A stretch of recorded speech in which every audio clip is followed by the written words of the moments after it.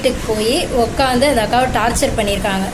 அதனால் மன உளைச்சலுக்கு ஆளான அந்த அக்கா அடிக்கடி வீட்டில் என்ன சொல்லியிருக்காங்கன்னா, நான் இறந்து போயிட்டா கடன் கேட்க மாட்டாங்கல்ல, கடன்காரங்க வாசலுக்கு வரமாட்டாங்கன்னு சொல்லிகிட்டே இருந்தவங்க ஒரு கட்டத்தில் சூசைட் பண்ணி இறந்து போயிட்டாங்க.